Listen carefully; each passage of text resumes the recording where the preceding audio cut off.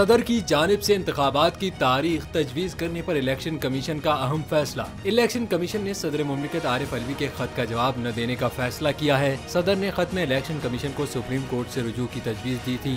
ذرائع کے مطابق خط میں صدر مملکت نے قومی اسمبلی انتخابات کی بات کی، لیکن صوبوں کی نہیں۔ گورنر صوبوں کے انتخابات کی تاریخ الگ دیں تو آئینی بحران پیدا ہوگا۔ صدر اور گورنرز انتخابات کی الگ الگ تاریخ دیں، پھر بیک وقت الیکشن نہیں ہو سکتے۔ ذرائع کا یہ بھی کہنا ہے کہ صدر مملکت انتخابات کی تاریخ پر سپریم کورٹ میں ریفرنس دینے کے لیے آزاد ہیں، لیکن الیکشن کمیشن سپریم کورٹ میں ریفرنس دائر نہیں کرے گا۔ ملک میں عام انتخابات کی تاریخ کا اختیار الیکشن کمیشن کے پاس ہے۔